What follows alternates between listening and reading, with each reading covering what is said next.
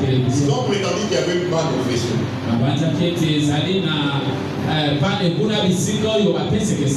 Mais au niveau de la représentation légale, on a envoyé des gens pour aller vérifier. Mais là-bas, le bouton était appuyé. Donc, par la RTL, on devait capter le signal. Mais eux ici n'ont pas appuyé le bouton. Et ils prétendent qu'il y a une panne au niveau du faisceau.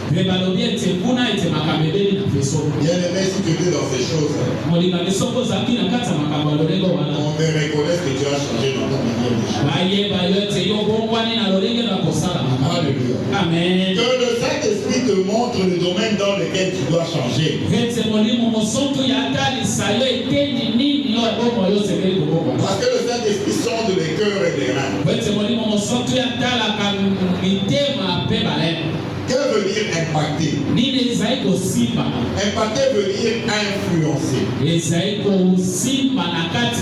Impacter veut dire influer sur quelque chose. Alléluia. Amen. Impacter, c'est-à-dire avoir de répercussions sûres. Impacter veut dire toucher, affecter. Alléluia. Amen. Bien-aimé, que ta vie spirituelle puisse impacter. Que tu sois un chrétien qui va impacter son milieu. Ça, c'était notre premier grand point.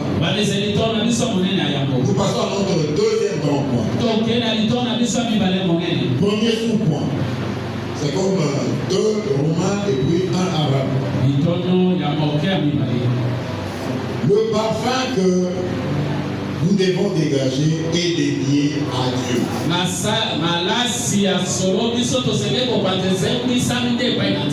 Ce que nous devons faire de bien, c'est pour notre Dieu.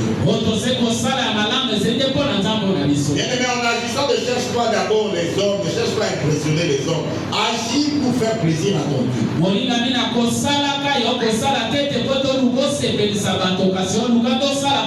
Bien-aimé, dans tout ce que tu fais, cherche à ce que le Seigneur Dieu soit dans la joie. Alléluia. Amen. Même si les autres ne te voient pas agir, ce n'est pas grave, mais Dieu qui est aux cieux, il te voit faire.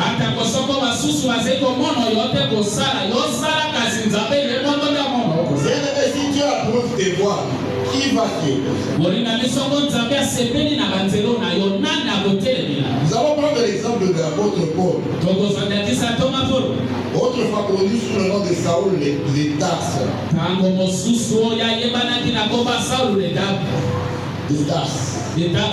Actes des Apôtres, chapitre 9. Nous lisons du 12e au 15e verset. La Bible dit, car il prie, et il a vu en vision un homme du nom d'Ananias qui entrait et qui lui imposait les mains afin qu'il recouvrât la vue. Ananias répondit, Seigneur, j'ai appris de plusieurs personnes tous les mots que cet homme a fait à dessein dans Jérusalem.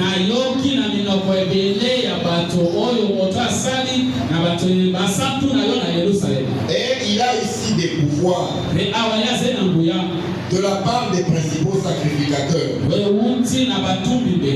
pour lier tous ceux qui invoquent ton nom. Mais le Seigneur lui dit, va, car cet homme est un instrument que j'ai choisi pour porter mon nom devant les nations, devant les rois et devant les fils d'Israël. Alléluia. Amen. Nous acclamons cette belle parole. Bien-aimé, l'apôtre Paul, nous avons bien lire les épîtres de l'apôtre Paul. Mais l'apôtre Paul qu'on appelait Saoul de Tarse,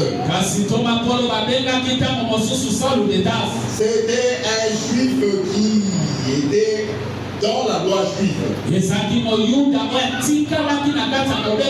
Et lui, il s'est donné à personne les chrétiens.